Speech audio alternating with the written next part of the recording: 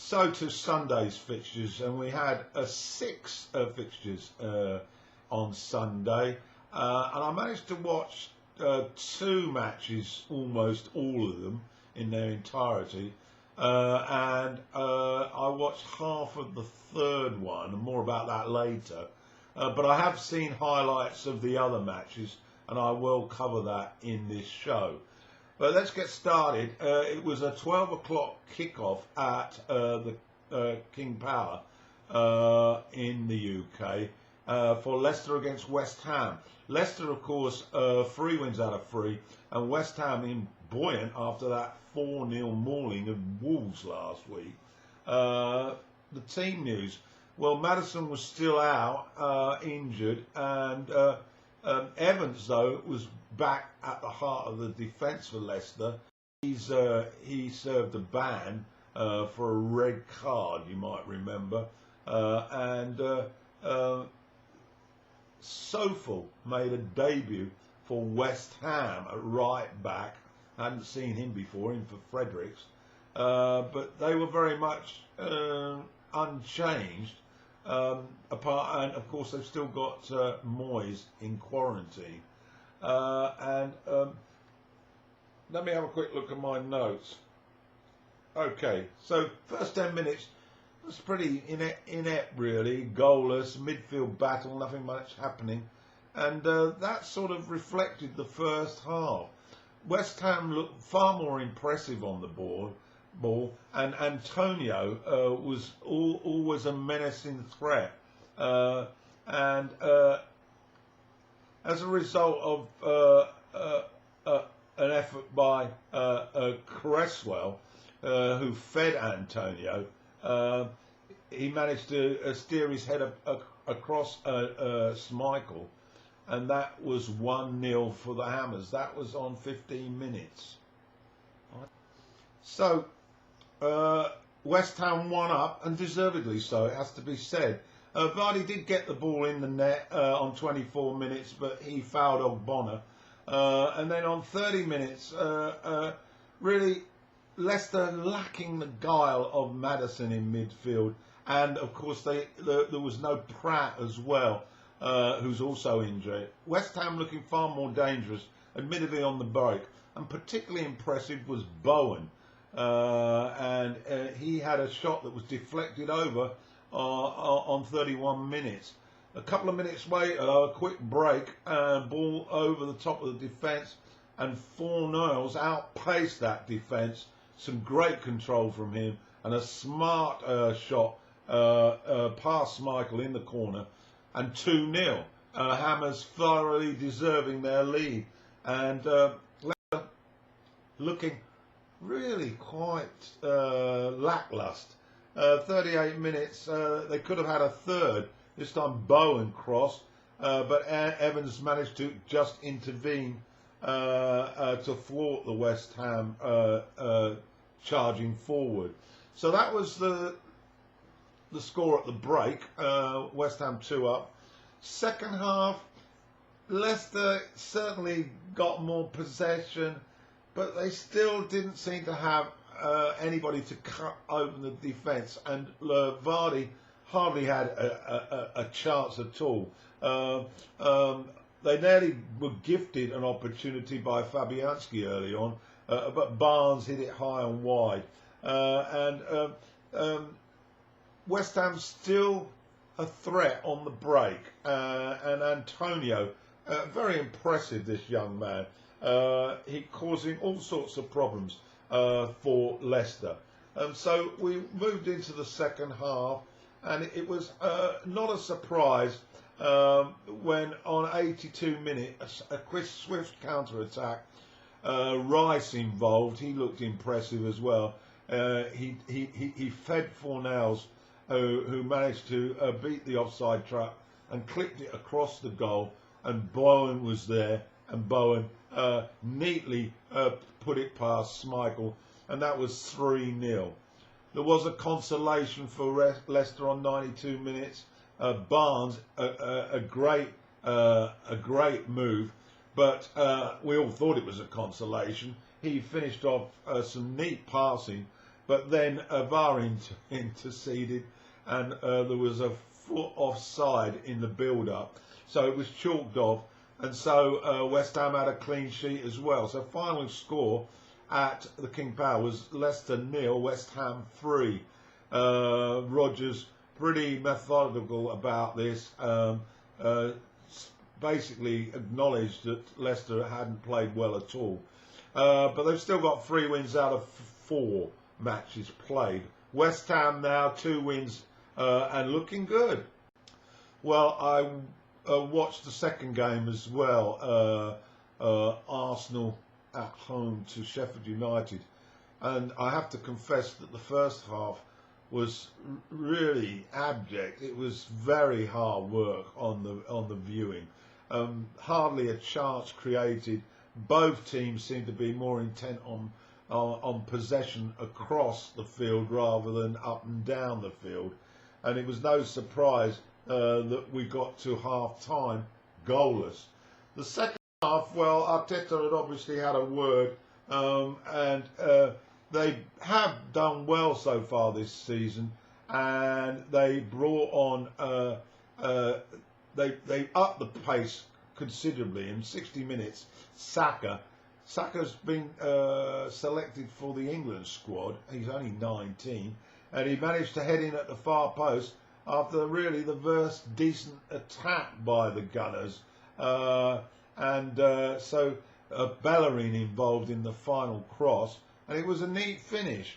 And that sort of woke them up, because 3 minutes later they brought on Pepe, and he running in from a halfway line, jiggling and moving around, confusing the defensive rear guard, and he managed to get a nice shot that finished in the corner. The keeper, I thought, could have done better here. But anyway, it was 2-0 to Arsenal, and they were coasting then. There was a late consolation, and this was an actual goal on 93 minutes for Sheffield United.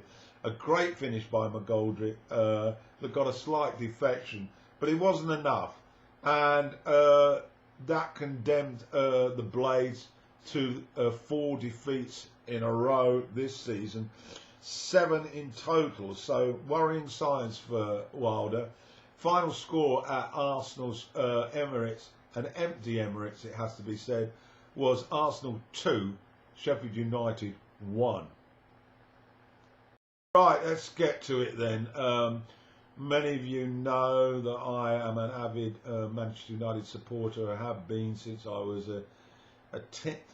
9 years old.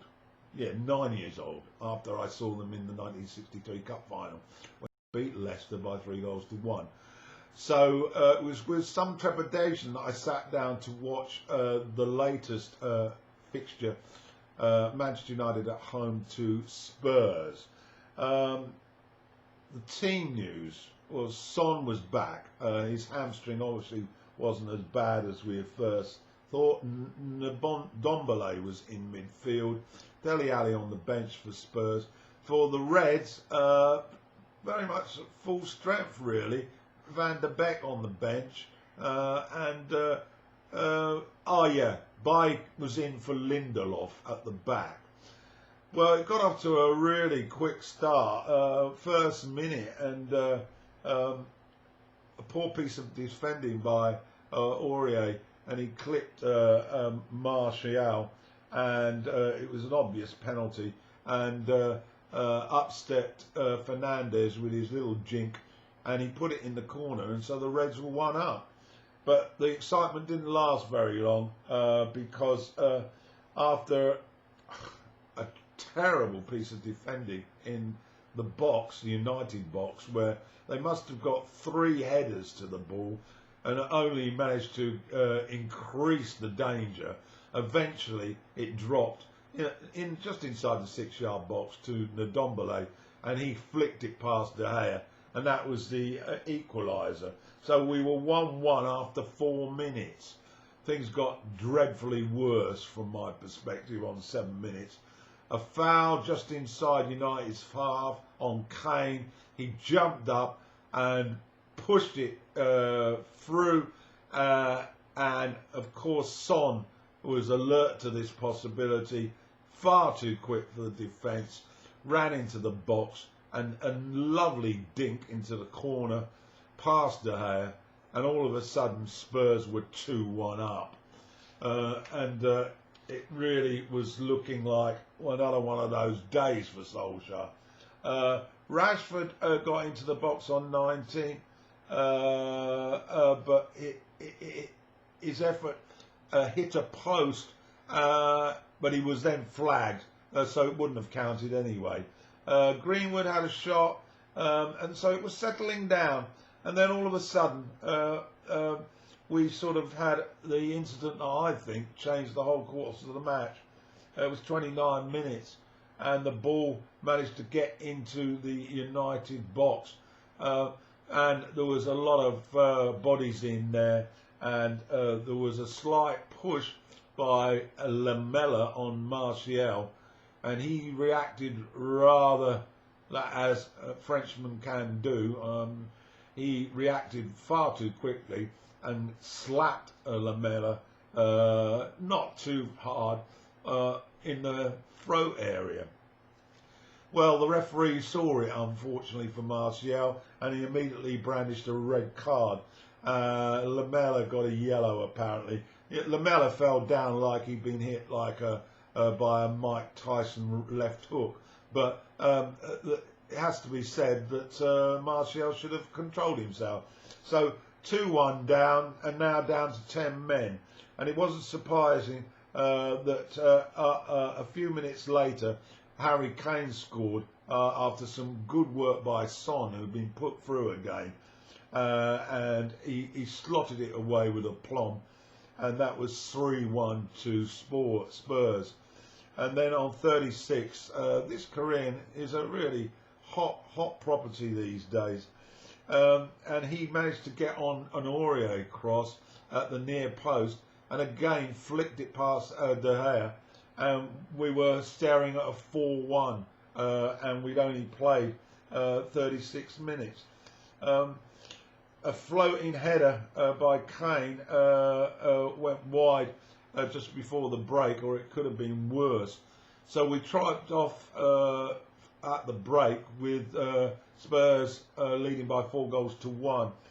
The second half, well, Moura was brought on for Lamela, and McTominay and Fred were brought on for Matic, who'd had a dreadful game, and Fernandes, who hadn't really been in it apart from his penalty. But it didn't do that much good, because on 50 minutes, a neat move from Spurs from left to right. Aurier was overlapping in acres of space. The ball was slotted through into the box, and he swept the ball past De Gea's right hand, and that was 5-1. A great assist that from Holberg. Can't pronounce that man's name, but you know what I mean. He played for Southampton for years. So that was 5-1. I was dreading it, and I went to bed then. But I rejoined the action in the highlight show, and there was further damage on 77 minutes. And this time an innocuous foul by Pogba on Davis, and Harry Kane stepped up to convert the penalty. That was his second of the night, and we got to the finish with final score: Manchester United 1, Spurs 6. And to be perfectly frank, Solskjaer was pretty honest about the abject performance. I don't know what he's going to do with this defence. Maguire is very disappointing. Bailly and Lindelof just don't have the talent and the skill to marshal a defence in the Premier League. Jose, of course, he was cock-a-hoop, and no surprises really. Another great performance by his side, and praise for Son again. But I still think their best player was Harry Kane, and thank goodness he's English. So final score then at Old Trafford: a bedraggled Old Trafford was Manchester United 1, Spurs 6. Right, I'm going to do a quick review on the two matches that were being played at the same time as I was watching others. Southampton against West Brom. I still don't know much about West Brom's team, but I do know that Edwards debuted for the Bags. Bertrand on 3 minutes tested Johnson, and then as we moved towards a totally dominant first half by Saints, they opened the scoring, and of course it fell to Djemnepri after an Ings shot had been deflected onto him, and his shot went wide of Johnson. It was a good finish, and that was a 1-0. Second half, a cracker from Romero on 66 sealed the points, 2-0 for Southampton. Comfortable win, really. West Brom, they don't look like they're going to make it. Bilic, pretty realistic in interview. Hasenhüttl, very happy with the improved performance. So final score then at St Mary's was Southampton 2, West Bromwich Albion 0. So to Molineux then, Wolves against Fulham. Wolves got a heavy defeat last week, and Fulham haven't picked up a point yet. Cody, a word about Cody, the Wolves captain. He hasn't missed a minute of football since Wolves were promoted, so that's a full season plus the matches in this season. That's got to be worth noting. I do think they're missing those two guys that they've sold. Podence was in for Traore on this one, and early on, a couple of good saves from the Fulham keeper to deny Podence and Neto, but eventually class told, and 55 minutes Neto's left foot shot managed to get past that keeper into the net, and that was the only goal of the match. So Wolves stumble across the line. A welcome win for Nino. Final score at Molineux, Wolves 1, 0. So let's have a look at the final match of week 4, and it pitted Aston Villa at home to Liverpool. Both sides unbeaten. Villa have played a game less. Team news: Villa selected Barclay, who they've just signed on a loan deal from Chelsea. And he's an Evertonian, of course, in the past, so I'm sure he was relishing this prospect. Liverpool had a few selection problems. Adrian was in for Alisson. He got injured, and they're still without Henderson on the bench, and of course long-term injuries to Jesus and Aguero. And Mane, of course, he's now COVID positive, so he was out of it. That led to a full debut for Diego Jota in the attack for Liverpool. There's been always been some areas of concern about Adrian, and he didn't disappoint. 3 minutes, he managed to make a right hash of things, and Watkins capitalised on his error and pushed the ball home for 1-0. Grealish fed Barclay on 7 minutes, and it could have been 2, but his shot went wide.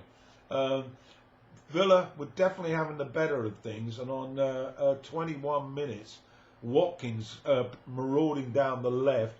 Arnold seemed to be struggling really, and he came inside and he hit a stylish shot, and it had a slight deflection, but it went into the roof of the net. Adrian really didn't move, and all of a sudden Villa were 2-0 up. Jota had a chance on 27, which was tipped over by the keeper, and then Mo Salah on 32 minutes, a bit of opportunist finishing from him after Jota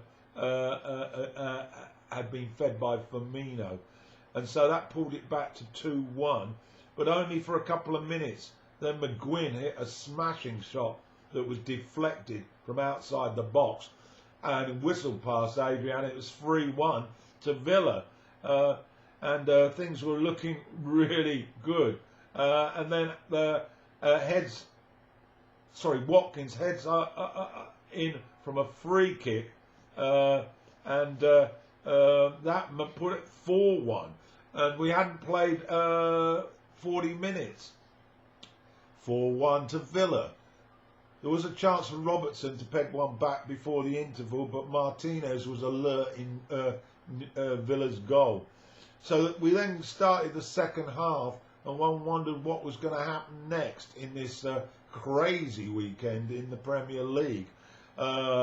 54 minutes, Barkley, a snapshot from distance, was deflected past Adrian, and it was 5-1 to Villa. Unbelievable stuff here, and Klopp was looking somewhat mystified on the sidelines. Then Salah managed to get his second on 59 from a corner, a clinical finish, it has to be said. And then Grealish got in on the act on 65 minutes. A strike from distance, but deflected again. They weren't closing down, these guys, so many people might say, well, that was lucky. No, if the defence aren't closing you down and you get your shot away, then you've always got an opportunity to get the ball deflected in. And that deflection was off Fabinho, and 65 minutes, Villa up 6-2. Well, it wasn't finished yet, because 74 minutes, Grealish got his brace, and it was a pretty clever goal, really. And so 7-2. It could have been worse. Watkins cracked the ball against the bar. He'd started off with a hat-trick in this game, so he had the match ball. Incredible performance by Aston Villa. For Liverpool, well, what a shell shock. Final score then at Villa Park. Listen carefully. Aston Villa 7, Liverpool 2. Well, I'm a bit shell shocked, to be honest. What an amazing weekend of matches in the Barclays Premier League. These two fixtures that took place on Sunday, absolutely crazy. 16 goals from the two games. Manchester United woeful, losing 6-1 to a rampant Spurs, with Son Ji-Moon and Harry Kane looking probably the most potent attack in the league. And then that unbelievable scoreline from Villa Park. It's quite remarkable. But alongside that, we've got to tip our hat really to Everton Football Club. They are now at the top of the league, played for, won for. They've got their own sharpshooter, Calvert-Lewin, and he's looking red hot. I hope he does the same for England. We're now on a international break, which will take us through to 2 weeks from now. Probably a good idea for Solskjaer and Klopp. They have time to heal the wounds. Arsenal, unimpressive, but did the business against Sheffield United. So they're I think they're in second now, behind Everton. Liverpool and Leicester, 3 wins, 1 draw, so they're still up there. Manchester United are about 5th from the bottom, and Man City are about 8th from the bottom. So some woes there in Manchester for these two. To try and pick a goal of the week is really quite a tricky effort, but I think I'm going to give it to Son Heung-min for his run and his little dink over De Gea to put Spurs 2-1 up. This Korean is proving to be one of the hottest strikers in the league. So that's my lot. Hope you enjoyed it, and we'll be back after the international break.